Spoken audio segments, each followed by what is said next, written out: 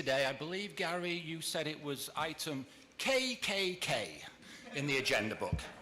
Well, isn't that just a perfect summation of what it is I'm here to talk about? KKK, your proposed new school board policy, seeking once again to limit the constitutionally protected speech of American citizens. Now, when I sat on this school board, I believe some of you old-timers might remember this. A union guy spoke at public comment for 5 minutes and ripped me a new one. He called me the bastard child of Margaret Thatcher. And I sat there and I said to myself, okay, fair enough. Welcome to America. He considers me a bastard because I'm in the government. His logic is sound. Now, what happened was the superintendent and the school solicitor at the time freaked out and they didn't put the tape online the next day. And I called them up and I said, get the tape online now before we get sued for censorship. I yelled at the solicitor and I asked him what law school he went to, because it was clearly constitutionally protected rhetorical hyperbole. I can cite the case if you'd like. And I said to Paul Long, the superintendent at the time, don't ever cut the tape again, Paul. And by the way, bastard child of Margaret Thatcher, I took it as a compliment. Now, you snowflakes apparently have a bigger problem with public comment. It seems to me that you think you can supersede the United States Constitution. Well,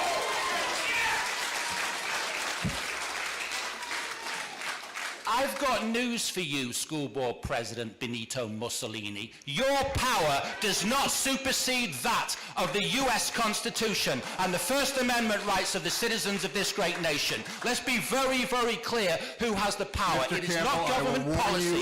Do not warn me or do not interrupt my time. That if you interrupt my make time, personal insults like that again, or if you personally direct your comments, you will be asked to step away from the podium. I'm going to quote to you, solicitor. Make your comments, I'm quoting, just a minute, do not talk over me. This is my comment, not your comment. I'm quoting to you now from the United States Supreme Court 1964 case, New York Times versus Sullivan. This is constitutional case law in this country, and I'm quoting you from the US Supreme Court.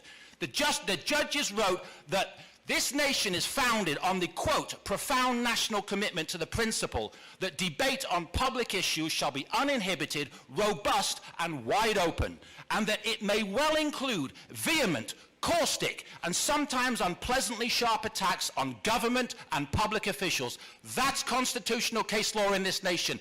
I don't have to be nice to you. Nobody behind me has to be nice to you. If you don't like living in the United States of America, then you can all move to Russia, Cuba, or China. This is the First Amendment. And I will caution you, solicitor. There is a video camera to my left. If you edit this tape, then you're going to have a big legal problem on your hands, because my right to critique your fascism, which is what this is constitutionally protected. There are emails, public record emails, in which the Director of Equity is lobbying and advocating for public comment to be censored in this school district. And you know what? You know what? Lobbying for it, advocating for it. We've got the school board president saying she'll do better at hitting the mute button in blatant violation of the Constitution. For her lobbying and her advocacy of unconstitutional censorship, I want you, the school board, to terminate the employment of Dr. Charissa Gibson with immediate effect.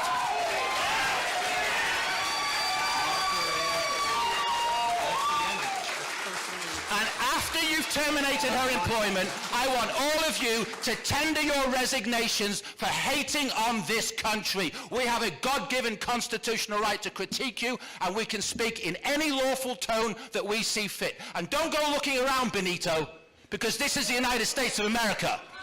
You have a good... one more thing. I'm going to make a verbal request right now for an unedited copy of the tape. So if any of you delete it, you're going to have a big legal problem. Good night.